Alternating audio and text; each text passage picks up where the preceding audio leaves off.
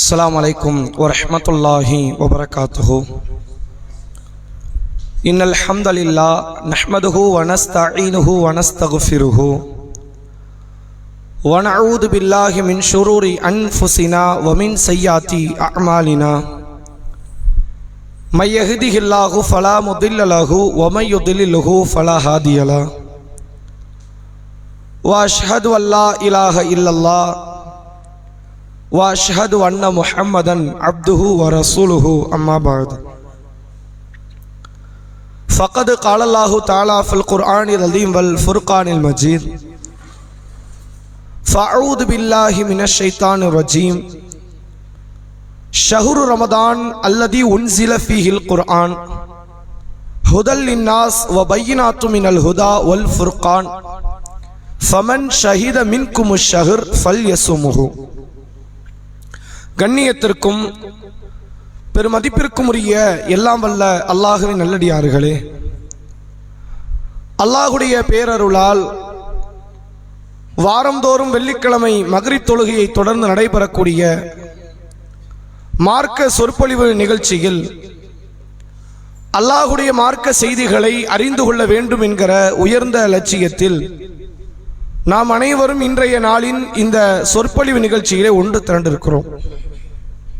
கடந்த வாரத்தில் இருந்து ரமலானும் நாமும் என்ற தலைப்பின் கீழ் ரமலான் தொடர்பாக ஒரு இஸ்லாமியனுடைய உள்ளம் எப்படி இருக்க வேண்டும் என்பதையும், இந்த ரமலான் நமக்கு கற்றுத்தருகிற முக்கியமான பாடங்கள் என்ன என்பதையும், ஒரு சில வார்த்தைகள் வாயிலாக, சில நபிமொழிகள், குர்ஆனுடைய ஆயத்துகள் வாயிலாக அறிந்து கொள்ளக்கூடிய அடிப்படையில் அதனுடைய இரண்டாவது பாகத்தை நாம் அறிந்து கொள்ள இருக்கிறோம். ரமலான் நமக்கு இடத்தில் நெருங்க நெருங்க இந்த ரமலானினுடைய மாதத்தில் மிக பிரதானமான 2 அடிப்படைகளை நாம் தெரிந்து கொள்ள வேண்டும். அமல்கள் என்று எடுத்துக்கொண்டால் 3 அடிப்படைகள். ஒன்று, ரமலான் என்றாலே நோன்பு, அல்லாஹ் ரப்புல் ஆலமீன் ஃபர்லாக நம்மீது ஆக்கி இருக்கக்கூடிய அந்த நோன்பை நாம் நிறைவேற்ற வேண்டும் என்பது ஒரு அமல். மற்றொன்று இரவு தொழுகை. ரமலானுடைய காலத்தில் நோன்புக்கு அடுத்தபடியாக அல்லாஹுவாலும் அல்லாஹுடைய ரசூலாலும் அதிகம் ஆர்வமூட்டப்பட்ட, வலியுறுத்தப்பட்ட ஒரு காரியம் இரவுடைய தொழுகையில் நாம் ஈடுபடுவது. இது அல்லாத 3வது ஒரு அமலாக இஸ்லாம் சொல்கிறது. குர்ஆனை ஓதுவதையும் அதை மனநிடுவதையும், அது சார்ந்த நல்ல அமல்களில் அதை புரிந்து கொள்வது, அதனுடைய தஃசீரை படிப்பது என்று குர்ஆனோடு உண்டான ஒரு தோழமையை ஏற்படுத்துவது என்பதும் ரமலானுக்கு மிக பிரத்யேகமான பரிசுத்தத்துக்குரிய ஒரு அமலாக மார்க்கம் பார்க்கிறது. எல்லா அமலையும் செய்யலாம் ரமலான்ல, ஆனால் அதற்கு தலையாய அமலாக இருப்பது இந்த நோன்பு, இரவு தொழுகை, குர்ஆனை படிப்பது. நோன்பை பொறுத்தவரை அல்லாஹ் திருக்குர்ஆனிலே சொல்கிறான், ஃபமன் ஷஹீத மின்குமுஷ் ஷஹர் ஃபல்யஸ்முஹு. உங்களில் யார் அந்த மாதத்தை அடைகிறாரோ அவர் நோன்பு வைக்கட்டும் அப்படின்னு அல்லாஹ் சொல்றான். ரமலான் மாதத்தில் வைக்கப்படுகிற நோன்புக்கான கூலி என்ன? நம்ம பலமுறை கேட்ட நபிமொழிதான். நபி அவர்கள் சொன்னார்கள், மன் ஸாம ரமதானன் ஈமானன் வஹ்திஸாபன் குஃபிர லஹு மா தகத்தம மின் தன்பிஹி. யார் ரமலான் மாதத்தில் ஈமான் கொண்டவர்களாகவும் நல்ல அமல்களை, நல்லவற்றை எதிர்பார்த்தவர்களாகவும் அந்த ரமலான் மாதம் முழுமையாக யார் நோன்பு வைக்கிறார்களோ அவர்களுடைய முந்தைய பாவங்களை அல்லாஹ் மன்னிக்கிறான். சென்ற வாரம் ஒரு நபிமொழி பார்த்தோம். ரசூலுல்லாஹ் மிம்பர்ல ஏறும்போது 3 துஆக்களுக்கு ஆமீன்னு சொன்னாங்க. முதல் துஆ, என்னுடைய பெயர் நினைவு கூறப்பட்டு எனக்கு சலாம் சொல்லாதவர்கள், அதாவது சலவாத்தை மொழியாதவர்கள் மீது சாபம் உண்டாகட்டும். யாருக்கு வயதான தாய் தந்தையர்கள் இருந்து அவர்களை பராமரிப்பதின் மூலம் சொர்க்கத்தை அடையவில்லையோ அவர்கள் நாசமாகட்டும்.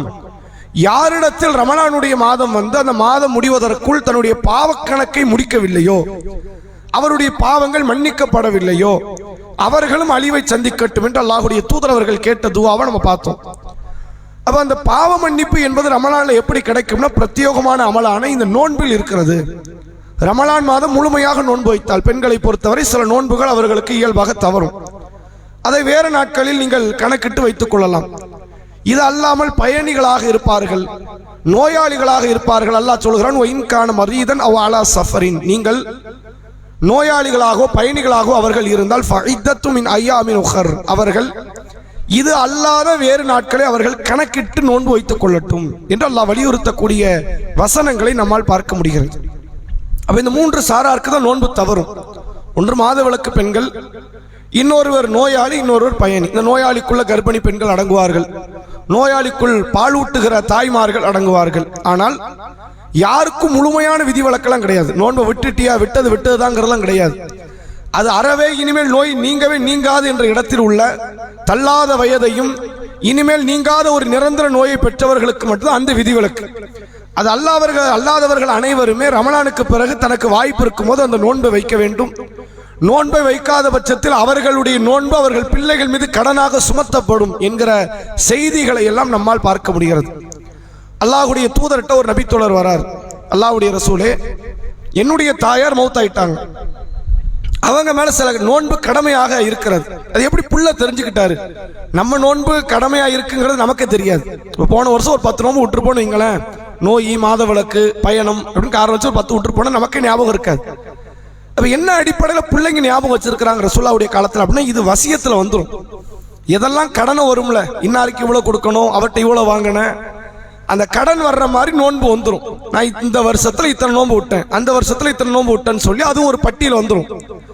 அதை வசியத்தாக சொல்லப்பட வேண்டும், அது மக்கள் மத்தியில் தெளிவுபடுத்தப்பட வேண்டும். அப்பதான் அந்த நோன்புகளை பிள்ளைகள் வாரிசுகள் வைப்பதற்கு தோதுவாக அமையும். அப்போ ஒரு மகனார் வந்து கேட்கிறார், அல்லாஹ்வுடைய தூதர், என்னுடைய தாயார் மரணித்து விட்டார்கள், அவர்கள் மீது சில நோன்புகள் கடமையான நிலையில் மௌத்தாயிட்டாங்க. அப்ப என்ன அர்த்தம்? அவங்க வைக்கணும்னு அல்லாஹ் நியதி வச்சிருக்கிறான், நிர்ணயித்திருக்கிறான். அந்த நோன்பு அவங்களால வைக்க முடியல, மௌத்தாயிட்டாங்க. அதை நான் வைக்கணுமா வைக்கலாமான்னு கேட்கிறாங்க. அப்ப அல்லாஹ்வுடைய தூதர் அவர்கள் சொன்னார்கள், கட்டாயம் நீ வைக்கணும், அல்லாஹ்வுடைய கடனில் நிறைவேற்றப்பட வேண்டிய கடன் அப்படின்னா. இது யாருக்கு கொடுக்க வேண்டிய கடன்? உம்மாவுடைய மற்றவங்க கடன்லாம் கொடுப்பே இல்லை, இது அல்லாஹ்வுடைய கடன், நீ கொடுத்துதான் ஆகணும், அதெல்லாம் நோன்பு வச்சிரு. நான் அப்ப நோன்பை பொறுத்தவரை எந்த ஒரு காரணத்தை கொண்டு காம்ப்ரமைஸே கிடையாது. ரமலான் மாசம் வந்துட்டு நோன்பு வச்சிடணும். இந்த நோன்புக்கான கூலியாக அல்லாஹ்வுடைய தூதர் அவர்கள் சொன்னார்கள், முந்தைய பாவங்கள் அனைத்தும் மன்னிக்கப்படுகிறது.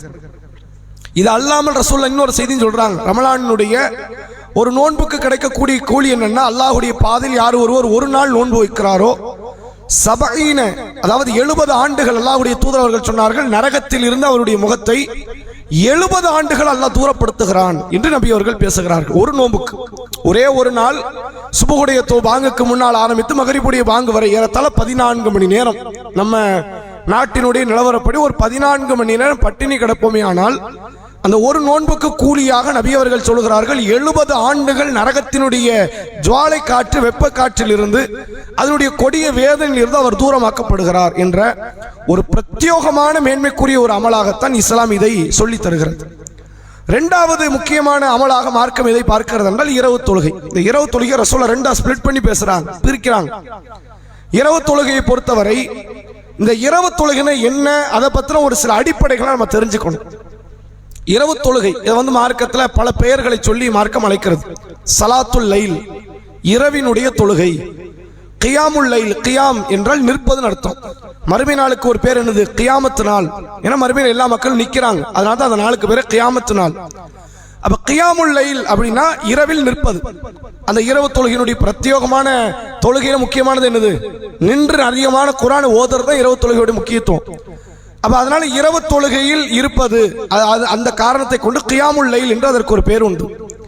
இது அல்லாத வேறு ஒரு பேர் என்றால் தஹஜ்ஜத் என்றும் சொல்வார்கள். எல்லாம் ஒரு தொழுகை, ஒரு தொழுகைக்கு பல பேர். எப்படி சுபுஹ் ஃபஜர்னு ஒரே தொழுகைக்கு 2 பேர் இருக்குதோ, இஷா அத்தமா என்று இஷாவுக்கு இன்னொரு பேர் அத்தமா, இஷாவுக்கு எப்படி இன்னொரு பேர் இருக்கிறதோ, அது மாதிரி இரவு தொழுகைக்கு வெவ்வேறு பேர் இருக்கிறது. சலாத்துல் லைல், கியாமுல் லைல், தஹஜ்ஜத் என்ற பெயர் இருப்பதை நம்மால் பார்க்க முடியாது. ஆனால் தொழுகை ஒண்ணுதான். மக்கள் சலாத்துல் லைல்னா வேற, கியாமுல் லைல்னா வேற, தஹஜ்ஜத்னா வேற நினைக்கிறாங்க. இந்த இரவு தொழுகையை பொறுத்தவரை இது வருடம் 365 நாட்களும் தொழ வேண்டிய தொழுகை. எல்லா நாளும் தொழணும். அல்லாஹ் அப்படிதான் குர்ஆன்ல சொல்றான், குமில் லைல இல்லா கலீலா, நபியே இரவில் குறைந்த நேரமே தவிர நீங்கள் எழுந்து அல்லாஹ்வை வணங்குங்கள், அதில் கொஞ்சத்தை குறையுங்கள் அல்லது கொஞ்சத்தை அதிகப்படுத்துங்கள் என்று அல்லாஹ் சொல்லி இந்த இரவு நேரத்தில் குர்ஆனை நீங்கள் தெளிவாக ஓதுங்கள். வரத்தில் குர்ஆன தர்தீலா, குர்ஆனை மிக திருத்தமாக தெளிவான முறையில் ஓதுங்கள் என்று சொல்லி அல்லாஹ் முதலில் நபி அவர்களுக்கு கடமையாக்கிய தொழுகையை தஹஜ்ஜத்துடைய தொழுகை, இரவு தொழுகையை தான் கடமையாக்குறான். பிறகுதான் அது ஐவேளை தொழுகையாக ஆக்கப்படுகிறது.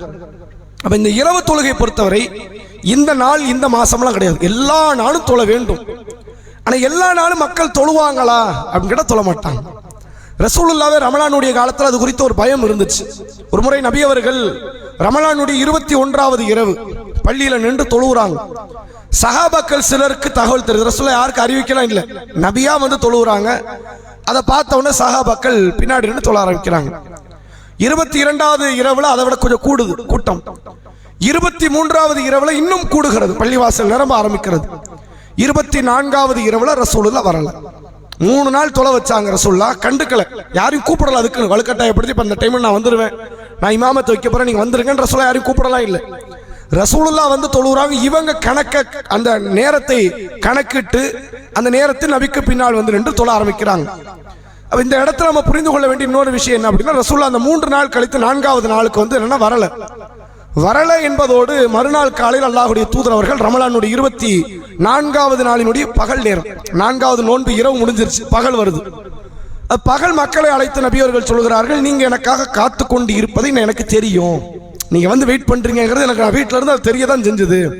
ஆனா நான் ஏன் வரல அப்படின்னா, நீங்கள் தொழக்கூடிய அந்த ஆர்வத்தை பார்த்து அல்லாஹ் உங்கள் மீது இதை விதியாக்கி விடுவானோ என்று நான் பயப்படுகிறேன் அப்படின்னு நாங்க ரசூலுல்லாஹ். கடமையாயிருமுன் பயம். எப்போ ஒரு காரியம் கடமையாகும் அப்படின்னு கேட்டா, நபி ஹயாத்தை இருக்கிற வரைக்கும். நபி வஃபாத் ஆயிட்ட கடமையாகாது. எப்படி கடமையாகும்? அல்லாத வகையை நிறுத்திட்டானே, ரசூலுல்லாஹ் தானே சொல்றாங்க, வானத்திலிருந்து வரக்கூடிய வகை என்பது அனைத்தும் நிறுத்தப்பட்டது. இனிமேல் அல்லாஹ் வகையை தரமாட்டானா தருவான், ரசூலுல்லாஹ் அதையும் சொல்றாங்க. நபித்துவத்தின் 46 பங்குகளில் ஒரு பங்காக நல்ல மக்கள் காணக்கூடிய நல்ல கனவு வரும். நீங்க நல்ல மனிதர்களாக இருந்து உங்களுக்கு நல்ல கனவு வந்து அதுவும் இஸ்லாத்தின் பார்வையில் என்னதான் வகை தான். ஆனா சமுதாயத்துக்கான வகை வராது. யாருக்கான வகை வரும்? உங்களுக்கான வகைன்னு வரும். அதுல ஏதோ வந்து அல்லாஹ் வந்து உங்களுக்கு கட்டளையெல்லாம் இட மாட்டான், உன் பிள்ளையை அறுத்துரு, இல்ல உன் பிள்ளையை கொண்டு போய் நைல் நதியில தூக்கி போடு, அப்படிலாம் வராது. மூசா நபி தாயாருக்கு வந்த வகையை போன்றோ இப்ராஹிம் நபிக்கு வந்த வகை மாதிரிலாம் வராது. எப்படி வரும்னா, எதிர்காலத்தில் நடக்கிற ஒரு காரியத்தை அல்லாஹ் இப்ப காட்டுவான். நீ வீடு கட்ட போற, உன் பிள்ளை வந்து நல்லா படிச்சு முன்னேறிடும் அப்படின்னு எதையாவது ஒன்றை அல்லாஹ் காட்டும். இதை ரசூலுல்லாஹ் வகை தான் சொல்றாங்க. இது அல்லாஹ்வின் புறத்திலிருந்து வரக்கூடிய நல்ல கனவு என்பதை நபி அவர்கள் சொன்னார்கள். அப்ப இந்த வகையை தவிர எல்லா வகையும் அல்லாஹ் நிறுத்திட்டான். அப்படின்னா என்ன அர்த்தம்? இனிமேல் இந்த மார்க்கத்தில் ஒண்ணு கூடாது, ஒண்ணு குறையாது. அல்யௌம அக்மல்து லக்கும் தீனக்கும், இன்றைய தினத்தில் உங்கள் மார்க்கத்தை நாம் பரிபூரணப்படுத்தி விட்டோம். வாத்மம்து அலைக்கும் நியாமத்தி, என்னுடைய அருளை உங்களுக்கு நாம் முழுமையாக்கி விட்டோம். ரதீத்து லக்குமுல் இஸ்லாம தீனா, இஸ்லாத்தை உங்களுக்குரிய மார்க்க நெறியாக நாம் பொருந்தி கொண்டோம் என்று சூரா மாயிதா 5வது அத்தியாயத்தினுடைய 3வது வசனத்தில் மார்க்க முழுமை பெற்றது என்பதை எல்லாம் திட்டவட்டமாக்கிட்டோம். அப்ப இப்ப ஜமாத்தா தொழுவது பிரச்சனை கிடையாது. இப்ப 365 நாளுமே தொழுதாலும் பிரச்சனை கிடையாது. ஏன் பிரச்சனை கிடையாது? இனிமேல் கடமை ஆகாது. ரசூலுல்லாஹ் மௌத்துக்கு முன்னால் எதை கடமைனாங்களோ அது கடமை, எதை சுன்னத்துனாங்களோ அது சுன்னத்து, எதை நஃபீலுனாங்களோ அது நஃபீலு, அது அல்லாத எதுவுமே மார்க்கத்தில் கிடையாது. அப்ப ரசூலுல்லாஹ் பயப்படுறாங்க, இரவு தொழுகை கடமை ஆயிருமோ தன் சமுதாய மக்கள் மீது என்பதனால் சில தொழுகைகளை ரசூலுல்லாஹ் ஜமாத்தாக தொழுவதிலிருந்து புறக்கணிக்கிறாங்க. பள்ளியில புறக்கணிச்சாங்களே தவிர வீட்டில் புறக்கணிக்கல. ரசூலுல்லாஹ் நபி அவர்கள் வீட்டிலே இருக்கும் பொழுது இப்னு அப்பாஸ் ரலியல்லாஹு அவர்கள் என்கிற ஒரு தலைச்சிறந்த ஒரு நபித்தோழர், தஃப்சீர் உலகத்தில் மிகப்பெரிய ஜாம்பவானாக பார்க்கப்படுகிற ஒரு நபித்தோழர், ஒரு சஹாபி, ஏறத்தாழ மற்ற சஹாபிகளுடைய வயதோடு ஒப்பிடும்போது இவர் ரொம்ப சின்ன பையன், 8 வயது 9 வயதை கூட முழுமை பெற முடியாத அளவுக்குள்ள ஒரு சஹாபி. இவர் என்ன செய்வார்னா, ரசூலுல்லாஹ்வுடைய மனைவிமார்களுடைய நாட்களை கணக்கெடுப்பார். இது ஆயிஷா நாயகியுடைய நாள், இது ஹப்சா நாயகி நாள், இது ஜுவைரியா நாயகியுடைய நாள் அப்படின்னு ஒவ்வொரு நாளா கணக்கிட்டு கடைசி ரசூலுல்லாஹ்வுடைய இறுதி மனைவி தான் மைமுனா ரலியல்லாஹு அன்ஹா. ரசூலுல்லாஹ்வுடைய இறுதி மனைவி மைமுனா ரலியல்லாஹு அன்ஹா. அந்த மைமுனாவுடைய நாள் எதுன்னு இவர் கணக்கு வைப்பார். ஏன் கணக்கு வைக்கிறாருன்னா, மைமுனா என்பவர் இந்த இப்னு அப்பாஸினுடைய தாயின் உடன் பிறந்த சகோதரி, சாச்சி மகரம் தானே, சாச்சி வீட்டுக்கு போலாமா, தப்பு கிடையாது இல்ல. அப்ப அந்த அடிப்படையில் மற்ற பெண்களுடைய வீட்டுக்கு போக முடியாது. இவர் சிறுவர் தான், ஆனா இவர் அந்த மகரத்தை பார்க்கிறார். ஆயிஷா நாயகி எனக்கு மகரம் கிடையாது, ஹப்சா நாயகி எனக்கு மகரம் கிடையாது, ஆனா என்னுடைய சிறிய தாயார் மைமுனா எனக்கு மகரம். மற்ற எல்லாருடைய நாட்களையும் கணக்கெடுத்து கரெக்டா மைமுனாவுடைய நாள் வரும் பொழுது அல்லாஹ்வுடைய தூதரவர்கள் செல்வதற்கு முன்பாக இப்னு அப்பாஸ் ரலியல்லாஹு அன்ஹு வீட்டுக்கு போயிருவாங்க. எதுக்காக போறாங்கன்னா, ரசூலுல்லாஹ்வுடைய வழிபாடுகளை பற்றி ஆய்வு செய்வதற்காக, அதை பார்க்கறதுக்காக. அப்போ அவங்க பல செய்திகள் ரசூலுல்லாஹ்வுடைய ஏழ்மைத்தன்மையெல்லாம் பல நேரத்தில் அவங்க தெளிவுபடுத்துறாங்க. ஒரு முறை அவங்க சொல்றாங்க, நான் அந்த நாள் வீட்டில் தங்குறேன், ஒரே தலவாணி தான் 3 பேர் தூங்குறோம். ஒரு தலவாணி, அந்த பேரிச்சம்பழத்தினுடைய அந்த இலைகளை நார்களால் தைக்கப்பட்ட தலவாணி, 3 பேர், ஒரு பக்கம் மைமுனா ரலியல்லாஹு அன்ஹா, ஒரு பக்கம் ரசூலுல்லாஹ், ஒரு பக்கம் நான், 3 பேர் அங்கே படுத்து கிடக்கிறோம். ஒரு நடுநிசி நேரம், தஹஜ்ஜத்துடைய நேரம் வருது. ரசூலுல்லாஹ் யாருமே எழுப்பல, யாருமே ரசூலுல்லாஹ் டிஸ்டர்ப் பண்ணல. நபி அவர்களுடைய பொதுவான பண்பாடு அதுதான். தஹஜ்ஜத்தை தொழாதவனெல்லாம் பாவின்னு பார்க்குற மைண்ட்செட் ரசூலுல்லாஹ்ட்ட இல்லை. இன்னைக்கு நிறைய மக்கள் நீங்க பார்க்கலாம், யாருக்கிட்ட சில பண்புகள் அமல்கள் அதிகமாகி விட்டதோ அந்த அமல்களை செய்யாதவர்களை எல்லாம் வெறுப்புணர்வோடு பார்க்கிற பண்பு இது மக்கள்கிட்ட உண்டு, இயல்பா வரும். ரசூலுல்லாஹ்ட்ட அந்த பண்பு கிடையாது. ஆயிஷா நாயகி சொல்றாங்க, ரசூலுல்லாஹ் என்ன செய்வாங்கன்னா, இந்த இரவு நேரத்தை ரமலான் அல்லாத காலத்தில் எந்திரிச்சு தஹஜ்ஜத் தொழுவாங்க. அப்படி தொழுது முடிச்சிட்டு திரும்பி பார்ப்பாங்க. நான் தூங்கி கொண்டு இருந்தால் ரசூலுல்லாஹ் என்ன பண்ணுவாங்க, அவங்க வந்து தூங்க போயிருவாங்க. நான் முழித்து கொண்டிருந்தால் என்னிடத்தில் ரசூலுல்லாஹ் பேசுவதற்கு வருவாங்க. இப்படி சில நாட்கள் ஓடும். ரசூலுல்லாஹ் வந்து ஆயிஷா நாயகி தொழுவலங்கிறத கண்டுக்க மாட்டாங்க. சில நாட்கள் என்ன பண்ணுவாங்கன்னா, இரவினுடைய இந்த கடைசி நேரத்தில் ரசூலுல்லாஹ் ஆயிஷா நாயகி எழுப்பி விடுவாங்க. ஆயிஷா எந்திரி, டைம் ஆயிட்டு, தஹஜ்ஜத் நேரம், எஞ்சி தொழு அப்படிம்பாங்க. எல்லா நேரத்திலும் ரசூலுல்லாஹ் வலியுறுத்த மாட்டாங்க, வற்புறுத்த மாட்டாங்க. அவர்களாக விரும்பி செய்ய வேண்டிய அமல் சில நேரத்தில் ரசூலுல்லாஹ் ஆர்வம் ஊட்டுவாங்க, சில நேரத்தில் ரசூலுல்லாஹ் கண்டுகொள்ளாமல் விட்டுவிடவும் செய்வார்கள் என்பதை நம்மால் பார்க்க முடிகிறது. அப்ப ரசூலுல்லாஹ் அங்கே யாரையும் மைமுனாவை எழுப்பல, இப்னு அப்பாஸ் ரலியல்லாஹு அன்ஹு எழுப்பல. அவர் வந்ததே அந்த அமலை பார்க்க தான், தூங்குறதுக்கு வரல. ரசூலுல்லாஹ் போய் தொழுத உடனே இவர் திடுதுப்புன்னு எந்திக்கிறார், வேக வேகமாக ஒளி செய்கிறார். ரசூலுல்லாஹ்வுடைய இடது பக்கம் வந்து நிற்கிறார் ஜமாத் தொழுகைக்கு. அவர் ரசூலுல்லாஹ் காதை பிடிச்சி வலது பக்கமாக நிறுத்தி அந்த தொழுகையை பூர்த்தி பண்ணாங்க. இவர் அறிவிக்கிறார், நபி அவர்கள் வந்து என்னன்னா ஏறத்தாழ 13 ரக்காயத்து தொழுதார்கள் அப்படிங்கிற செய்தி வருது. 13 ரக்காயத்துக்கு 2 2 10, 3 ரக்காயத்து வித்து 13 ரக்காயத்து. அப்ப இப்படி ரசூலுல்லாஹ் வந்து என்னன்னா ஜமாத்தை அறவே தடுக்கலாம் கிடையாது. தடுத்துருந்தா வீட்டுல தடுத்திருக்கணுமா இல்லையா? இப்னு அப்பாஸ் வீட்டுக்கு வராத, வந்தா கூட நீ தனியா தொழு, நான் இப்படி தொழ போறேன் அப்படி சொல்லியிருக்கணுமா இல்லையா? அப்ப ஜமாத்தை ரசூலுல்லாஹ் தடுக்கல. ஏன் அங்க கூட்டத்தை தவிர்த்தார்கள் என்றால், ஒருவேளை அல்லாஹ் இதை கடமையாக்கிடுவானோங்கிற பயம் நபிகள் நாயகம் ஸல்லல்லாஹு அலைஹி வஸல்லம் அவர்கள் அதை தவிர்த்துக் கொள்வதற்கு ஒரு சூழ்நிலையாக அமைந்து விட்டது. இந்த இடத்துல நீங்க கவனிக்க வேண்டிய ஒரு விஷயம், அல்லாஹ்வுடைய தூதரவர்கள் வருஷம் முழுக்க தொழுதுகிட்டு தான் இருந்தாங்க தஹஜ்ஜத், வருஷம் முழுக்க. ஒரு சில நாட்கள் அந்த இறுதி காலத்தில் நோய்வாய்ப்பட்டிருந்த நேரம் ரசூலுல்லாஹ் சில நாட்கள் தஹஜ்ஜத்துக்கு எந்திக்கல, தொழல. அப்போ வந்து ஒரு யூத பெண்மணி நபியை பார்த்து பேசுறாங்க, என்ன இவர் எப்போது எந்திப்பார, விடிய காத்தால எந்திப்பார, இன்னைக்கு என்ன எந்திக்கல? உங்களை பிடித்திருந்த சைத்தான் உங்களுக்கு விட்டு ஓடிட்டானா, உங்களை கைவிட்டுட்டானா? யார் அந்த பொம்பளை சைத்தான் சொல்லி தருதா? அல்லாஹ். அல்லாஹ்வுடைய மார்க்க செய்தி, அல்லாஹ் கொடுக்கக்கூடிய வேத செய்திகளை அந்த பெண் எப்படி பேசுறாங்க, என்ன உன்னை பிடிச்ச சைத்தான் போயிட்டான் போல, உன்னை கைவிட்டுட்டான் போல அப்படின்னு சொல்லி ஒரு இலக்காரமான ஒரு வார்த்தையை கொண்டு நபியை சீண்டுகிறார்கள். அப்ப ரசூலுல்லாஹ் அவங்கள உதாசீனப்படுத்துறாங்க. அப்பதான் அல்லாஹ் வசனத்தை இறக்குறான், வத்துஹா வல்லைலி இதா சஜா மா வத்த ரப்புக்க வமா கலா. முற்பகல் மீது சத்தியமாக, மூடிக்கொள்ளும் இரவின் மீது சத்தியமாக, நபியே உம்மை உம்முடைய இறைவன் கைவிடவும் இல்லை, வெறுக்கவும் இல்லை. நீ கவலைப்படாத, நான் உன்னை கைவிடவே இல்லையப்பா, நான் உன்னை வெறுக்கவே இல்லையே என்று அல்லாஹ் ரப்புல் ஆலமீன் ஆறுதல் அளிக்கக்கூடிய அத்தியாயமாக துஹா சூராவை அருளினான் என்பதை பார்க்க முடிகிறது. ரசூலுல்லாஹ் தன் வாழ்நாளிலேயே விட்டது சொற்ப நாட்கள், எண்ணியறலாம். அந்த நாள் ரசூலுல்லாஹ் தஹஜ்ஜத்தை விட்ட நாள் எத்தனை நாள் அப்படி எண்ணியறலாம். எண்ணக்கூடிய அளவுக்குத்தான் அந்த நாட்கள் விட்ட நாட்கள் இருக்கும். ரசூலுல்லாஹ் தொழுத நாட்கள் எண்ணி நடங்காது, அது கணக்கெல்லாம் வைக்க முடியாது. அந்த அளவிற்கு நபி அவர்கள் தஹஜ்ஜத், அந்த இரவு தொழுகை எந்த அளவுக்குன்னு கேட்டால், சில நேரத்தில் ரசூலுல்லாஹ் இஷா முடிச்சோன்னு தொழுதுருவாங்க, கொஞ்சம் டயர்டு வேற ஏதாவது சூழ்நிலை, இஷா முடிச்சோன்னு தொழுதுருவாங்க. சில நேரம் நடு இரவுல தொழுவாங்க, சில நேரம் சுபுக்கு கொஞ்சம் முன்னாடி, அந்த பாங்குக்கு முன்னாடி எழுந்து தொழுவார்கள். மொத்தத்தில் அந்த இரவுக்குள்ள எங்கனை வேண்டுமானால் ரசூலுல்லாஹ் பூர்த்தி செய்வாங்க. நம்ம 9 மணிக்கு இரவு தொழுகை வைக்கிறதுக்கான காரணம் கூட இதை வைத்து தான், எங்கனாலும் வச்சு தொழுதுக்கலாம். மொத்தத்தில் இரவு தொழுகை தொழணும். ரசூலுல்லாஹ் ஒவ்வொரு நாளும் ஒவ்வொரு சூழ்நிலைக்கு ஏற்றவாறு, சில நேரம் ரசூலுல்லாஹ் என்ன பண்ணுவாங்க, 8+3 தொழுவாங்க, சில நேரம் 13 தொழுவாங்க, சில நேரத்தில் 7 ரக்காயத்து மட்டும் தான். மொத்தமா 7 ரக்காயத்துல என்ன அர்த்தம், 2 2 4, ஒரு 3 ரக்காயத்து, 7 ரக்காயத்தா? சில நேரத்தில் வெறும் 3 மட்டும் தொழுவாங்க, 2 ரக்காயத்து பிளஸ் 1 ரக்காயத்து, வெறும் 3. ஆனா எப்படியாவது நபியுடைய தொழுகையில் அந்த கொஞ்சமாவது அந்த தஹஜ்ஜத் வந்துடும்.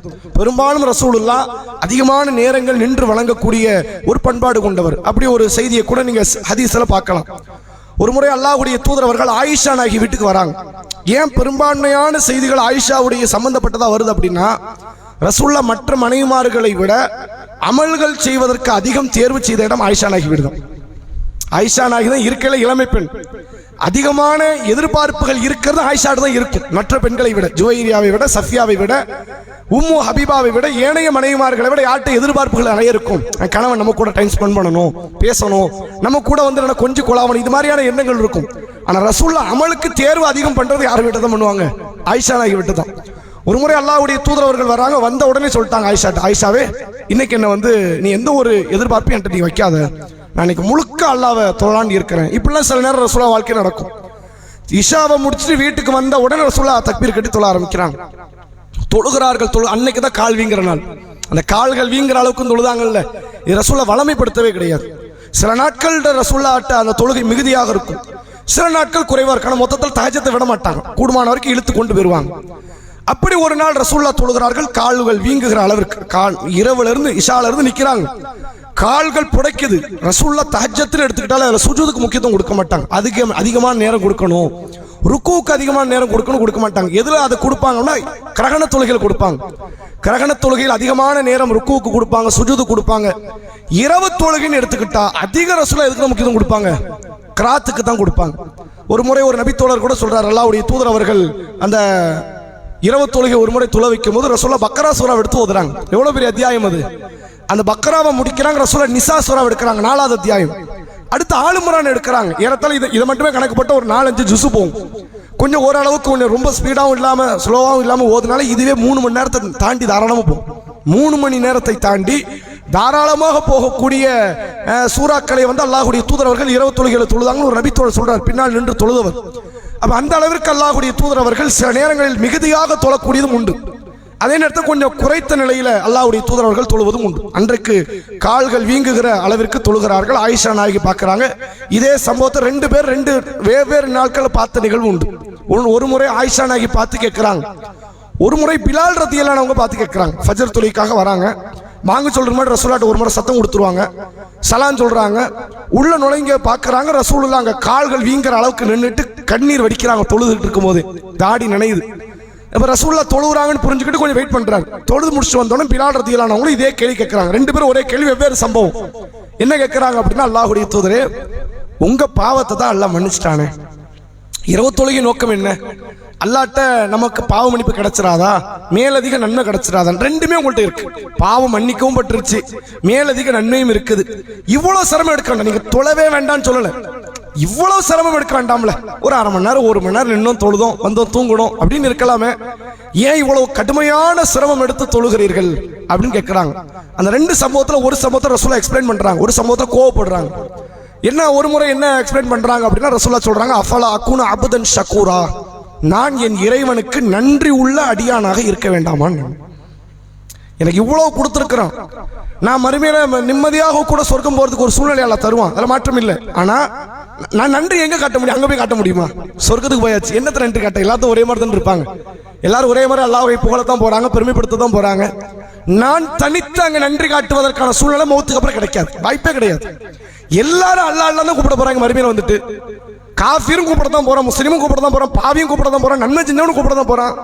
ஆனா நன்றியை வெளிப்படுத்துகிற இடம் மௌத்துக்கு முந்தைய நேரம். அப்ப நான் இங்க வெளிப்படுத்தாத உண்டு, செத்ததுக்கு அப்புறம் வெளிப்படுத்த முடியுமா?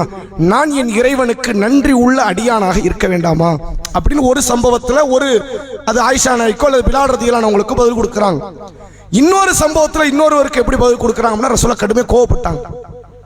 உங்க பாவம் தான் மன்னிக்கப்பட்டுருச்ச, நீங்க சிரமம் எடுக்கிறீங்க. ரசூலுல்லாஹ் கடுமையா கோவப்படுறாங்க. கோவப்பட்டு என்ன சொன்னாங்க தெரியுமா? நான் உங்களில் அல்லாஹ்வை அதிகம் அறிந்தவனும் நான், அல்லாஹ்வை அதிகம் பயப்படுபவனும் நான். அல்லாஹ் வாக்குறுதி மீற மாட்டான். பாவத்தை மன்னிக்கிறேன்னு சொல்லிட்டு மன்னிக்க மாட்டேன்னு சொல்றவன் அவன் கிடையாது. சொர்க்கத்தை தரேன்னு சொல்லிட்டு தரமாட்டேன்னு சொல்றவன் அவன் கிடையாது. உங்களை விட எனக்கு அல்லாஹ் நல்லா தெரியும், உங்களை விட அல்லாஹ் நான் நிறைய பயப்படுறேன். அப்ப நான் இதுல அவ்வளவு ஈடுபடுறேன்னா அதுக்கு என்ன காரணமா தான் இருக்கும்? இது வந்து எனக்கு அல்லாஹ் மறுபடியும் பாவத்தை தந்துருவானோ, நரகத்தை தந்துருவானோ அப்படி கிடையாது. அந்த நன்றியை வெளிப்படுத்துகிற விதம் என்பதை அல்லாஹ்வுடைய தூதர் அவர்கள் அந்த சபையில் அந்த நபித்தோழர்கள் தோழியர்களுக்கு விளக்கம் கொடுத்தார்கள் என்பதை பார்க்க முடியும். இப்ப இவ்வளவு செய்தி நம்ம எதுக்கு சொல்றோம் அப்படின்னா, ரசூலுல்லாஹ்ட்ட ஏதோ ரமலான் மாசம் மட்டும் தொழுவாங்க அப்படிலாம் கிடையாது, எல்லா நாளும் தொழுவாங்க.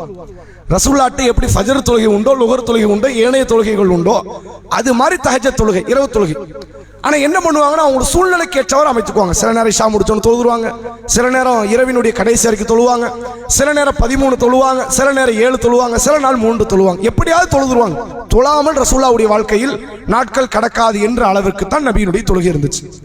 சரி, அப்படி இருக்கும்போது நம்ம மக்கள்கிட்ட எப்படி ஏவணும்? நீங்களும் 365 நாள் தொழுங்க, நம்ம எல்லாரும் தொழுவோம் அப்படித்தானே ஏவணும். ஏன் ரமலான் மட்டும் ஏவப்படுது? ரமலானுக்கு மட்டும் அதுக்கு இமாம் ஏற்பாடு செய்யப்படுது. இந்த இமாம் ஏற்பாடு பண்ணியாச்சு, 9 மணிக்கு தொலை வச்சிருவாரு, 8:45 ஆரம்பிச்சிருவாரு, அப்படின்னு ரமலானுக்கு மட்டும் ஏன் நீங்க ஏற்பாடு பண்ணணும்? அதுக்கு என்ன காரணம் அப்படின்னா அதை ரசூலுல்லாவே நமக்கு தெளிவுபடுத்துறாங்க. நபி அவர்கள் சொல்கிறார்கள், மன் காம ரமதானன் ஈமானன் வஹ்திசாபன் குஃபிர லஹு மா தகத்தம மின் தன்பிஹி. யார் ரமலானுடைய மாதத்தில் இரவு தொழுகையில் நின்று வணங்குகிறாரோ, ஈமான் கொண்டவராக நன்மை எதிர்பார்த்தவராக வணங்குகிறாரோ, குஃபிர லஹு மா தகத்தம மின் தன்பிஹி, அவருடைய முந்திய பாவங்கள் அனைத்தும் மன்னிக்கப்படுகிறது. அப்ப எல்லா நாளும் தொழணும், அதுக்கு ஆர்வம் ஊட்டுவது நியாயம்தான். ஆனால் குறைஞ்சபட்சம் அந்த 30 நாளாவது தொழுதுருங்க. அதுல கிடைக்காத கூலிலாம் இதுல கிடைச்சிரும், அதுல கிடைக்காத சிறப்பெல்லாம் இதுல கிடைச்சிரும். இந்த 30 நாளாவது கொஞ்சம் பல்ல கடிச்சிட்டு இழுத்துடலாம்ல, கொஞ்சம் கட்டுப்படுத்தி கொண்டு இந்த தொழுகை நாம் நிறைவேற்றி விடலாம் என்பதை அல்லாஹுடைய தூதர் அவர்கள் சொன்ன சிறப்பின் காரணமாகத்தான் முழு உலகத்தில் ரசூலுல்லாஹ்வுடைய காலம் தொட்டு இன்று வரை இந்த இரவு தொழுகை ரமலானுடைய காலத்தில் அதற்கு அதீத முக்கியத்துவம் கொடுக்கப்படுது. வேற எந்த காரியத்துக்கும் அவ்வளவு முக்கியத்துவம் கொடுக்கப்படாது. இதுக்கு எடுக்கிற சிரமம் எப்படி இருக்கும்?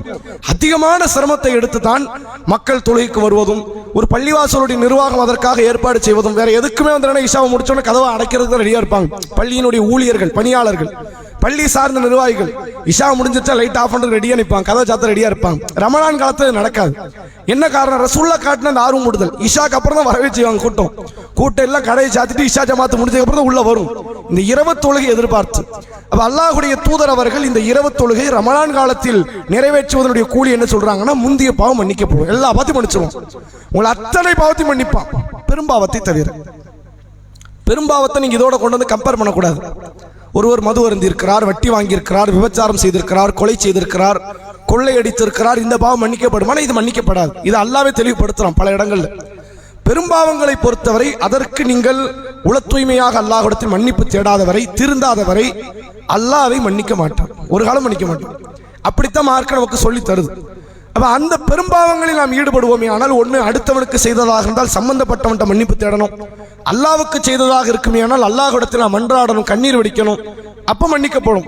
இது அல்லாமல் சிறு பாவங்கள் இருக்குதே, இது நம்ம கணக்கில் அடங்காத அளவுக்கு பண்ணி வச்சிருக்கோம். பெரும்பாவத்தை பட்டியல் போட்டுருவோம். அன்னைக்கு ஒரு நாள் இந்த பாவத்தை பண்ண, அன்னைக்கு ஒரு நாள் இந்த பாவத்தை பண்ண, 2-3 பாவத்தை சொல்லிடலாம். சிறு பாவத்தை சொல்ல முடியாது. எண்ணில் அடங்காத அளவிற்கு பாவங்களை நாம் சுமந்து கொண்டுதான் இருக்கிறோம். அப்ப அதை மன்னிப்பதற்கான ஒரு பிரத்யேகமான ஒரு வாய்ப்பாகத்தான் அல்லாஹ்வுடைய தூதர் அவர்கள் இந்த ரமலானுடைய காலத்துல இந்த நோன்பையும் தொழுகையும் காட்டி தந்தார்கள். இந்த தொழுகையில ரசூலுல்லாஹ் இன்னொன்னு பங்கா பிரிக்கிறாங்க. மூன்றாவது என்ன தெரியுமா அப்படின்னா, ரமலானுடைய மாதத்துல இறுதி 10 இரவுகளில், ஒற்றைப்படை இரவுகளில் ஏதோ ஒரு இரவு லைலத்துல் கத்ர் இரவாக இருப்பதற்கு வாய்ப்பு இருக்கிறது. அது என்ன லைலத்துல் கத்ர் இரவு? அல்லாஹ் சொல்கிறான், இன்னா அன்ஸல்நாஹு ஃபீ லைலத்துல் கத்ர் வமா அதுராக மா லைலத்துல் கத்ர் லைலத்துல் கத்ர் கைரும் மின் அல்ஃபி ஷஹர். நபியே, மகத்துவமான இரவுனா என்னன்னு தெரியுமா உங்களுக்கு? அதை பற்றி உமக்கு எது அறிவிக்கும்? உனக்கு யார் சொல்லிக் கொடுப்பான்? நான் தானப்பா சொல்லிக் கொடுக்கணும் உனக்கு அப்படின்னு அல்லாஹ் நபியை பார்த்து கேட்டுவிட்டு சொல்கிறான், லைலத்துல் கத்ர் கைரும் மின் அல்ஃபி ஷஹர், 1000 மாதத்தை விட சிறந்தது.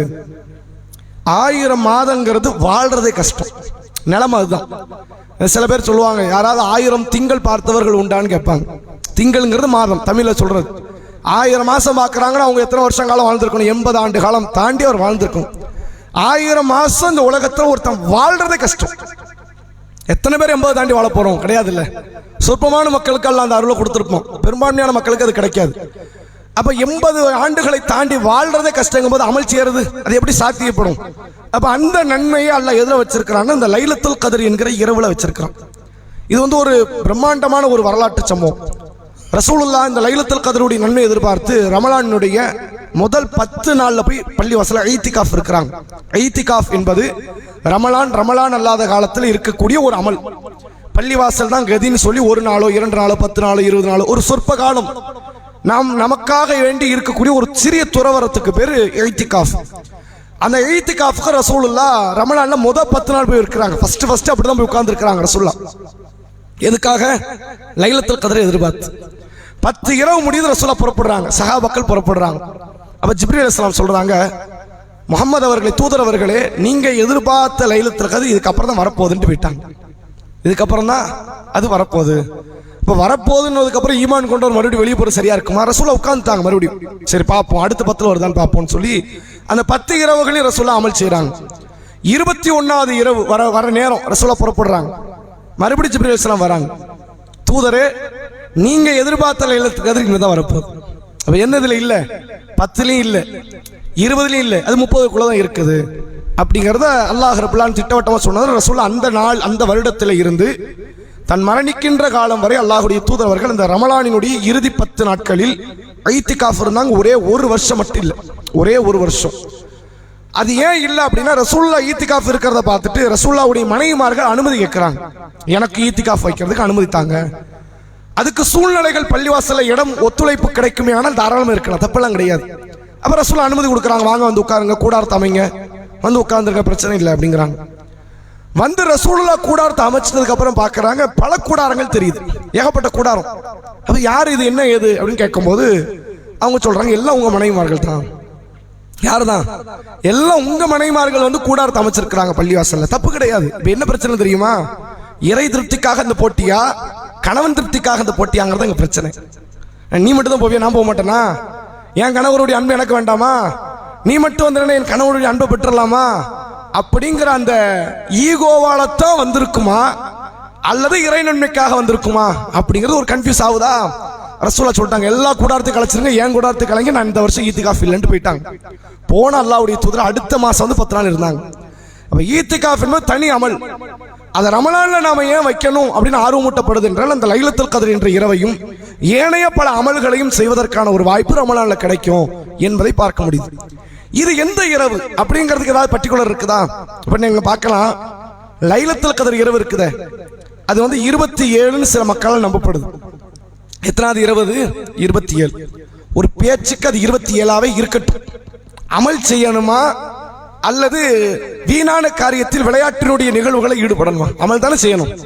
அமல்கள் நடக்காது சமுதாயத்தில். இளைஞன் அவன் ஒரு ரூட்ல பைக் எடுத்துக்கிட்டு தெரியுமா, பெண்கள் அவர்கள் வந்து தங்களை அலங்கரித்துக் கொண்டு சக பெண்களோடு உட்கார்ந்து கதை பேசுவார்கள். ஆண்கள் அவர்கள் ஏதோ உலகத்தினுடைய மாற்றங்களை எல்லாம் குறித்து அவர்கள் பேசிக் கொண்டிருப்பார்கள். மொத்தத்தில் இமாமு மோதினார் மட்டும் தான் பள்ளியாசல் நிற்பாங்க, வேற யாரும் இருக்க போறது கிடையாது. இது வளமையா அந்த 27 நடக்கிற நிகழ்வு. மற்ற நாள்ல வீட்டுக்குள்ள உட்காந்து கதை பேசிக்கிட்டு இருப்பாங்கல்ல, ரமலான்ல மற்ற 29 நாள் இப்படி பண்ணுவாங்களா? 27 பள்ளிவாசல் உட்காந்து கதை பேசுவாங்க. இதான் நடக்கும். ரசூலுல்லாஹ் வந்து இந்த அமல் லைலத்துல் கத்ர் என்று காட்டி தந்தது என்ன நோக்கம் என்றால், அது வந்து ஏராளமான நன்மைகளை பெற்று தரும். எனவே அமல் செய்வதற்காக ரசூலா காட்டாங்க, புத்தாடைக்கு இல்லை, அல்லது வந்து மேலதிகமான வாசனை திரவியத்தை போடுவதற்கல்ல, அலங்காரமான அணிகலன்களை அணிவதற்கல்ல. நான் புதுசா ட்ரெஸ் வாங்கிட்ட பாத்தியா அப்படின்னு பக்கத்து வீட்டுக்கார பெண்ணிடத்துல, பக்கத்து வீட்டுக்கார நபர்கள்ட்ட, உறவுக்கார பெண்ணுகிட்ட போட்டி பேசுவதற்காக அல்ல, இது அமல் செய்வதற்கு. அப்ப இது வந்து மக்கள் மத்தியில் இன்றைக்கு மறைக்கப்படுது. ரசூலுல்லாஹ் நமக்கு என்ன சொல்லி தராங்க அப்படின்னா, இறுதி 10னுடைய ஒற்றைப்படை இரவுகள். இந்த சம்பவத்தை நீங்க பார்க்கலாம். ஒரு முறை ரசூலுல்லாஹ் சஹாபாக்கள்கிட்ட பேச வராங்க. ஒரு நாள் இரவு பொழுது சஹாபாக்கள் ஒருத்தருக்கு இன்னொருத்தருக்கு மத்தியில் ஒரு சிறிய தகராறு ஏற்படுது. அந்த தகராறு ஏற்பட்டவன ரசூலுல்லாஹ் அதை தீர்த்து வைக்கிறாங்க. வச்சிட்டு ரசூலுல்லாஹ் சொல்றாங்க, இன்ன இரவு தான் லைலத்துல் கத்ர் இரவு என்று அல்லாஹ் எனக்கு அறிவித்தான். அல்லாஹ் என்ன செஞ்சான்? எனக்கு சொன்னான். நான் உங்கள்கிட்ட சொல்லலான்னு வரும்போது இருவர் சண்டையிட்டார்கள். அதுல அல்லாஹ் எனக்கு கொடுத்த அந்த இல்மை பறிச்சுக்கிட்டான், மறக்கடிக்கப்பட்டது. இப்ப நமக்கு என்ன கேள்வி வரும் அப்படின்னா, ரசூலுல்லாஹ் மறந்துருக்க கூடாது, கொஞ்சம் ஞாபகம் வச்சு கையில எழுதி வச்சிருக்க மாட்டாங்களா அப்படின்னு. அல்லது அந்த 2 பேர் தான் பிரச்சனை, அந்த 2 பேர் சண்டை போடாம இருந்தா வந்திருக்கும். மறக்க வைக்கணும்ங்கிறது அல்லாஹ் முடிவு. இது நபி முடிவோ சஹாபிகள் முடிவோ கிடையாது. மா நன்சக் மின் ஆயத்தின் அவ் நுன்சிஹா, அல்லாஹ் நினைத்தால் சில வசனங்களை மாற்றவும் செய்வான் அல்லது மறக்க வைக்கவும் செய்வான். அப்படி மாற்றினாலோ மறக்க வைத்தாலோ அதை போன்றதையோ அதை விட சிறந்ததையோ அல்லாஹ் தருவான். திருக்குர்ஆன் பேசுகிறது. அப்படி சில நிகழ்வுகள் நடக்கும் நபிகிட்ட, இது நபிமார்களுக்கு நடக்கிறது. அந்த அடிப்படையில் ரசூலுல்லாஹ் சொல்றாங்க, மறக்க வைத்ததிலும் ஒரு நன்மை இருக்கு. அதுல ஒரு நன்மை இருக்கு. என்ன நன்மை? ரமலானில் லைலத்துல் கத்ர் இரவு இறுதி 10 ஒற்றைப்படை இரவுகள் வரும். நீங்க என்ன செய்யுங்க? 5 இரவு அமல் செய்யுங்க. 5 இரவும் அமல் செய்யுங்க. ஏதாவது ஒண்ணு ஃப்ளூக்ல மாட்டுமா இல்லையா? லைலத்துல் கத்ர் 21 இருக்கட்டும், 23, 25, 27, 29 இருக்கட்டும், ஒன்னு லைலத்துல் கத்ர் இரவு மேன்மை பெற்று அமல் செஞ்சிருவீங்க. நான் மற்ற நாளுக்கு நல்ல தண்டனையா கொடுக்க போறான், நீ மற்ற நாள் தேவையில்லாம தொழுதுட்ட, நீ நரகம் போனா சொல்ல போறது இல்லை. அது ஏனைய ரமலானுடைய நாட்கள், ரமலானுடைய நாட்கள் நாளை சிறப்பு கூட, அதிலையும் நீங்க நன்மை அடையலாம். அதனால் இந்த 5 இரவுகளிலுமே அல்லாஹ்வுடைய தூதர் அவர்கள் அமல் செய்வதற்கு ஆர்வம் ஊட்டினார்கள். அதான் சில பேர் கேட்கிறாங்க, லைலத்துல் கத்ர் ரசூலுல்லாஹ் தேடத்தானே சொன்னாங்க, ஒரு பொருளை எவ்வளவு நேரம் தேடணும்? கொஞ்ச நேரம் தேடணும். 1400 வருஷமா தேடிக்கிட்டு இருப்பிய எப்படி? ரசூலுல்லாஹ் வந்து தேட சொன்னாங்கன்னு உடனே தீர்வு கிடைக்குமா? 1400 வருஷமா என்ன தேடுறீங்க? நாங்க கண்டுபிடிச்சிட்டோம், தேடி நாங்க என்ன பண்ணிட்டோம், லைலத்துல் கத்ர் இரவை நாங்க கண்டுபிடிச்சாச்சு. எப்படி கண்டுபிடிச்சீங்க அப்படின்னா, குர்ஆன்ல எத்தனை வருதான் லைலத்துல் கத்ர்ங்கிற வார்த்தை 3 தடவை வருது. முழு குர்ஆன்ல எத்தனை வாட்டி வருது? லைலத்துல் கத்ர் லைலத்துல் கத்ர் லைலத்துல் கத்ர் 3 வாட்டி வருது.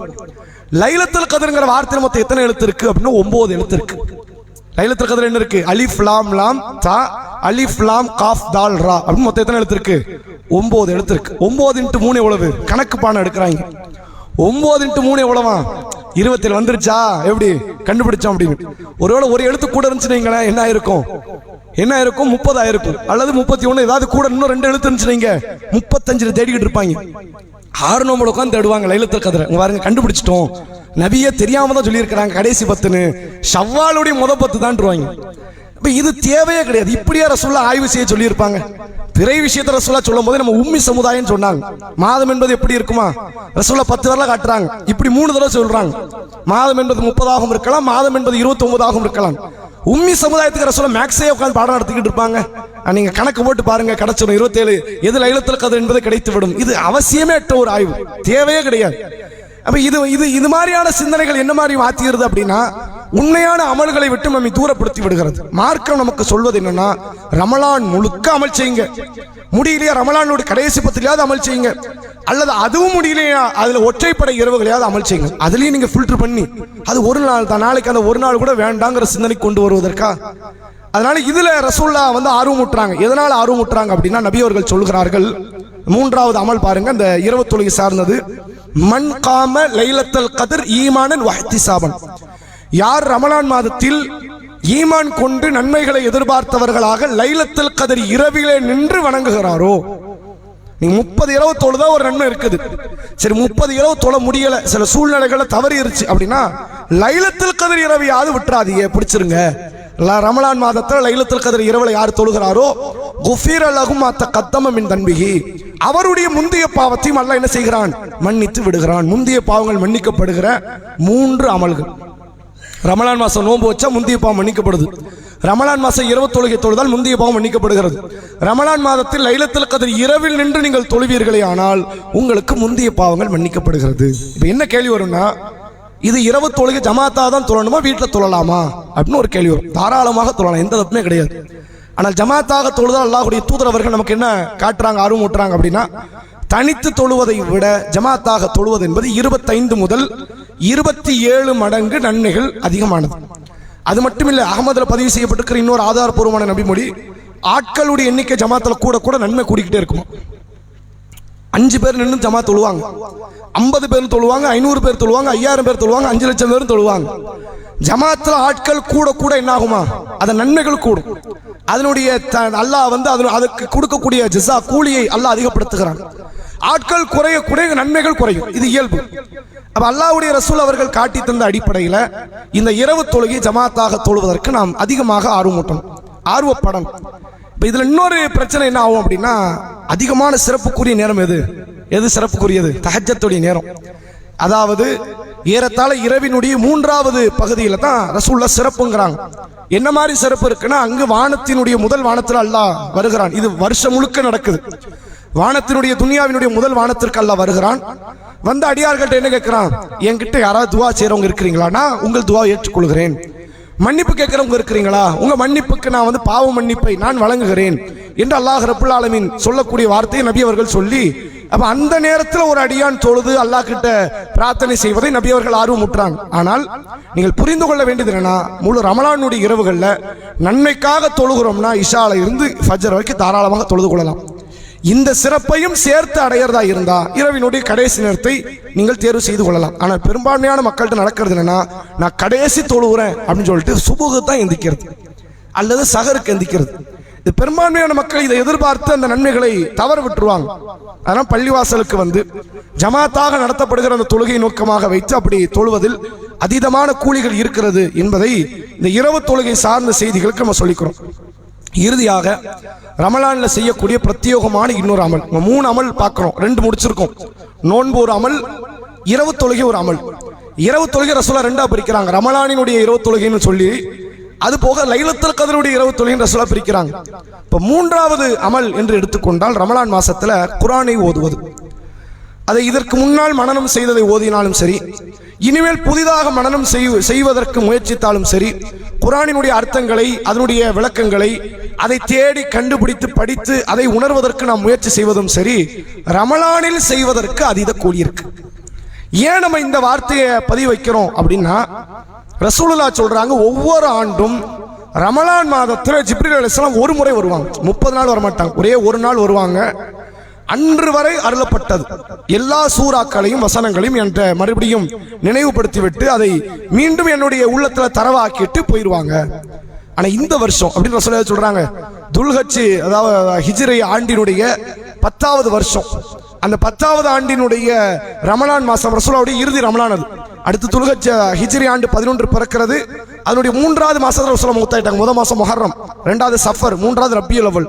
ரபியுல் அவல் 12 ரசூலுல்லாஹ் மௌத்தாயிட்டாங்க. அப்ப இறுதி ஆண்டு, அதாவது ரசூலுல்லாஹ்வுடைய இறுதி ஆண்டு ஹிஜ்ரி 10 ரமலான் மாசத்துல ரசூலுல்லாஹ் சொல்றாங்க, எல்லா வருஷம் நான் பார்த்துக்கிட்டு இருக்கேன், எப்பத்துல இருந்து நமக்கு நுபுவத்து கிடைச்சதுல இருந்து நபி ஆக்கப்பட்டதுல இருந்து வருஷ வருஷம் ரமலானுக்கு ஒரு முறை வருவாங்க. அன்று வரை அருளப்பட்டதை நினைவுபடுத்துவாங்க. இந்த வருஷம் என்னாச்சு, 2 முறை வந்திருக்கிறாங்க. நான் என்ன நினைக்கிறேன்னா, எனக்கு மௌத்து வந்துருச்சோன்னு நான் நினைக்கிறேன், மரணம் நெருங்கியதைத்தான் நான் உணர்கிறேன் என்று அல்லாஹ்வுடைய தூதரவர்கள் இங்க ஒரு இடத்துல பதிவு வைக்கிறாங்க. அந்த ரமலான் முடிஞ்சு துல்காதா, அடுத்து துல்ஹஜ். ரசூலுல்லாஹ் இறுதி ஹஜ் போனது அந்த வருஷம் தான். இறுதி ஹஜ் எப்பதான் போறாங்க, மக்கா வெட்டுக்கு போய் ஹஜ் பண்ணல, உம்ராக்கு போனாங்க. இறுதி ஹஜ்ஜுக்கு ரசூலுல்லாஹ் போறாங்க. அப்போ ரசூலுல்லாஹ் என்ன சொன்னாங்க, அடுத்த ஆண்டு நான் ஹஜ் செய்வேன மாட்டேன்னு எனக்கு தெரியாது, அதனால நான் சொல்லக்கூடிய கருத்துக்களை ஹுது அன்னி மனாசிக்கக்கும், என்னுடைய ஹஜ்ஜை நீங்க பார்த்து அப்படி தத்துரூபமா கடைபிடிச்சுக்கங்க அப்படின்னாங்க. ரசூலுல்லாஹ் சொல்லி அடுத்த 2 மாசத்துல ரசூலுல்லாஹ் மௌத்தாயிட்டாங்கிற செய்தியை பார்க்க முடியுது. அப்ப நபி அவர்கள் ரமலானுடைய காலத்துல முக்கியமாக நபி அவர்களுக்கு அல்லாஹ் பாடம் நடத்துறது என்ன பாடம் தான், குர்ஆனை ஓதுவது. குர்ஆன் சார்ந்த பாடத்தை தான் அல்லாஹ் ரப்புல் ஆலமீன் நபி அவர்களுக்கு சொல்லி தந்திருக்கிறான். எனவே குர்ஆனோடு உண்டான தொடர்பை அதிகம் ஏற்படுத்துவதற்கான ஒரு சரியான நேரம் என்றால் அது ரமலானுடைய நேரம். சுபுவுக்கு பிறகு, லுஹருக்கு பிறகு அவங்கவுங்களுக்கு எந்தெந்த நேரம் பொருந்துமோ அந்த நேரத்தில் குர்ஆனுடைய வசனங்களை ஓதுவதற்கு நாம் முயற்சிக்க வேண்டும். அதுல குறிப்பா இரவு நேரம் குர்ஆனை ஓதுவதற்கென்றே உருவாக்கப்பட்ட நேரம். இந்த இரவு நேரம் எல்லா எதுக்காலாம் உருவாக்கி இருக்கிற, எதுக்கெல்லாம் வச்சிருக்கிறாங்க, 3 அமல் தான் இரவுக்குனா நீங்க 3 அமல் நீங்க முடிவு பண்ணிக்கலாம். ஒன்று தொழுகை, இன்னொன்று குர்ஆன் ஓதுவது, இன்னொன்று பாவ மன்னிப்பு தேடுவது. இந்த 3 தான். ஏன்னா அல்லாஹ் திருக்குர்ஆன்ல ஒரு இடத்துல சொல்றான், சில மக்கள் இரவு வேளைகளில் தொழுகையில் நிற்பார்கள், படுக்கையிலிருந்து அவர்களுடைய விழாப்புறங்கள் எழுந்திருக்கும் என்று அல்லாஹ் சூரா சஜ்தாவில் பேசுறான், சூரா ஃபுர்கான்ல பேசுறான். சில மக்கள் இரவிலே நின்ற நிலையில் அவர்கள் இரவை கழிப்பார்கள் என்று அல்லாஹ் சொல்கிறான். அப்ப தொழுகை ஒரு முக்கியமான காரியம். அதே போன்று துவாவை அல்லாஹ் சூரா ஆல் இம்ரானிலே சொல்கிறான், ஃபயஸ்தக்ஃபிரூன பில் அஸ்ஹார். சில மக்கள் என்ன செய்வார்கள் என்றால் சஹருடைய நேரத்தில் பாவ மன்னிப்பு தேடுவாங்க. இது ஈமான் கொண்டவங்க பண்புங்கிறான். ஒரு இறையச்சவாதி ஈமான் கொண்டவர்களுடைய பண்பு என்னவா இருக்குமா, சஹர் நேரத்தில் பாவ மன்னிப்பு தேடுறது அவங்க பண்பு, அவங்கள்ட்ட இயல்பாவே உள்ளதுங்கிறான். அப்ப பாவ மன்னிப்பு தேடுவது இரவுக்குரிய ஒரு அமல். 3வது அமலாக நபி அவர்கள் காட்டி தருவது இந்த குர்ஆனை ஓதுவது. அதுக்கு என்ன ஆதாரம் அப்படின்னா, அந்த தொழுகையில ரசூல் அதிக முக்கியத்துவப்படுத்தியது குர்ஆன் தான். ரசூலுல்லாஹ் சில நேரத்தில் தன்னுடைய ஆட்சி காலத்தில் என்ன செய்வாங்க அப்படின்னா, மதீனாவினுடைய தெருக்கள்ல ரசூலுல்லாஹ் நடந்து போவாங்க. ரசூலுல்லாஹ் ஹலீஃபாவா இருக்கிறதுனால ஊர் உலகத்துல பிரச்சனை நடக்குதா, ஏன்னா நிறைய இடத்துல பிரச்சனை இரவுல தான் வெடிக்கும். எல்லாரும் தூங்குனதுக்கு அப்புறம் வீட்டுல சண்டை நடக்கும். பிரச்சனை உண்டாக்குறது இரவு நேரம் தான். அப்போ ஒரு ஆட்சியாளராக இருக்கிற அல்லாஹ்வுடைய தூதர் அவர்கள் தெருக்கல்ல அப்படி போவாங்க, சுற்றி போயிட்டு வருவாங்க. சில நேரங்கள்ல அப்படி எதுக்காக போனா, அது ரோந்து போறது, மக்களை கண்காணிப்பதற்காக நபி போவாங்க. அப்படி போகும்போது நபி அவர்கள் சொல்லுகிறார்கள், நான் சில தெருக்களில் சில நபர்களுடைய வீடுகளை கடந்து போறேன், யார் வீடு எனக்கு தெரியாது, ஆனால் உள்ள குர்ஆனை ஓதுறாங்க, அந்த சத்தத்தை வைத்து இது இந்த குலத்தவருடைய வீடு என்று நான் அறிந்து கொள்வேன். சஹாபாக்கள் இருந்த முக்கியமான அமல் என்று எடுத்துக்கொண்டால் இரவு நேரங்களில் அவர்கள் குர்ஆனை வாசிப்பார்கள். சில பேருக்கு குர்ஆனுடைய ஆயத்துகள் பெரிய மனப்பாடம் இருக்காது, அவங்க தெரிஞ்சதை ஓதிக்கிட்டே இருப்பாங்க. அப்படி ஒரு கம்ப்ளைண்ட் ரசூலுல்லாஹ்ட்ட வந்துச்சு. ஒரு முறை காலை வேளை ஒரு நபித்தோழர் வரார், அல்லாஹ்வுடைய தூதரே, எங்க வீட்டு பக்கத்துல ஒருத்தர் இருக்கிறார், ஒரு முஸ்லிமானவர், நேற்றுக்கு நைட்ல இருந்து குல் ஹுவல்லாஹ் சூரா ஓதுறாரு, எதிர்க்கு ஓதுறாரு, சுபு வரைக்கும் ஓதுறாரு. ஓதுன பிரச்சனை இல்லை, ஓதிட்டு போட்டோம், எனக்கு டிஸ்டர்ப்லாம் இல்லை. அது என்ன ஒரே சூறா ஓதுறது, மாத்தி மாத்தி ஓதுனா, சூரா ஃபலக் ஓதுறான், நாஸ் ஓதுறான், பக்கரா ஓதலாம், ஆல் இம்ரான் ஓதலாம், எவ்வளவு இருக்குது. அப்ப அதையெல்லாம் ஓதி இருக்கணுமா இல்லையா? இஹ்லாஸை மட்டும் ஓதிக்கிட்டே இருக்கிறார், குல் ஹுவல்லாஹ் சூரா மட்டும் ஓதுகிறார் அப்படின்னு ரசூலுல்லாஹ்ட்ட கம்ப்ளைண்ட் பண்றாங்க. அப்ப ரசூலுல்லாஹ் என்ன பண்றாங்க, அவரை கூப்பிட்டு விசாரிக்கல, இவருக்கு அறிவுரை கொடுக்குறாங்க. இந்த மனிதரை உங்களுக்கு தெரியாதா, சூரா இஹ்லாஸ் என்பது திருக்குர்ஆனின் 3இல் ஒரு பகுதி என்று உங்களுக்கு தெரியாதா? அப்ப என்ன அர்த்தம், ஒரு முறை இஹ்லாஸை ஓதுனா 10 ஜுஸுவை ஓதியதற்கு சமம், 3 முறை நீங்கள் ஓதினால் முழு குர்ஆனை ஓதியதற்கு சமம் என்கிற கருத்தை அல்லாஹ்வுடைய தூதரவர்கள் சொல்லுகிற செய்தி பார்க்க முடியும். அப்ப சஹாபாக்கிட்ட வளமே இருந்த அமல் என்னது, குர்ஆனை ஓதிக்கிட்டே இருப்பாங்க. அபூபக்கர் ரலியல்லாஹு அவங்கள்ட்ட ஒரு பிரச்சனை வந்துச்சு. என்ன பிரச்சனை வந்துச்சுன்னா, ரசூலுல்லாஹ் ஆரம்பத்தில் நுபுவத் வந்த நேரம், ஆரம்பத்தில் இஸ்லாத்தை ஏத்துக்கிட்டது யாரு? கொஞ்சம் பேர். அபூபக்கர் ரலியல்லாஹு, அலி ரலியல்லாஹு, ஒரு சில நபர்கள் தான் இஸ்லாத்தை ஏத்துக்கிறாங்க. அவங்கள்ட்ட இருந்த அமல் என்னது? அப்ப தொழுகை, தஹஜ்ஜத் மட்டும் தான். முதல்ல அது மட்டும் தான் இருந்துச்சு. அப்புறம் தான் ரசூலுல்லாஹ் மிஅராஜ் பயணம் போனாங்க, ஐவேளை தொழுகை வாங்கிட்டு வந்தாங்க. ஐவேளை தொழுகை வர்றதுக்கு முன்னாடி இந்த தொழுகை தான் இருந்துச்சு, தஹஜ்ஜத் இருந்துச்சு. தஹஜ்ஜத்ல என்ன ஓதுவாங்க? குர்ஆன் ஓதுவாங்க. வாங்க முடியும்.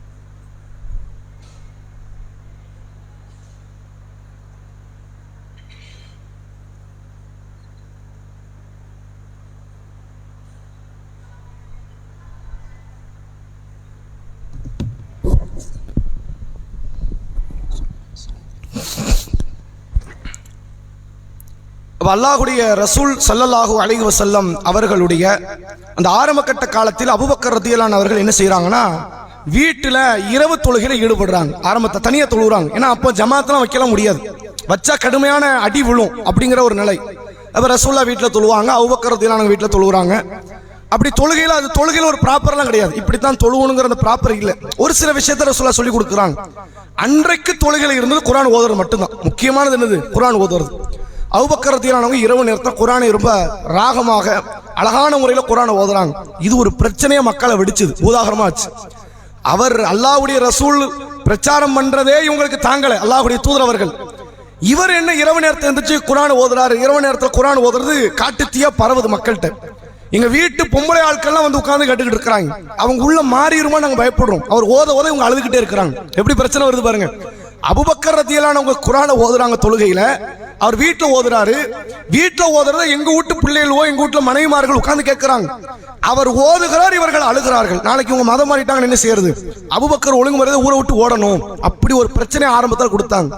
அப்ப ரசூலுல்லாஹ்வுடைய ஆரம்ப நுபுவத்தினுடைய நேரத்தில் இருந்து இறுதி கட்டம் வரைக்கும் இரவு நேரத்திற்குரிய அமல் என்று எடுத்துக்கொண்டால் அது குர்ஆன் ஓதுவதற்கு, இரவு தொழுகை நிறைவேற்றுவதற்கு, அதிகமான பாவ மன்னிப்புகளை துஆக்களை முற்படுத்துவதற்கான அமல். இப்ப திக்ர் பண்ணக்கூடாதுன்னு கிடையாது, தாராளம் பண்ணலாம்.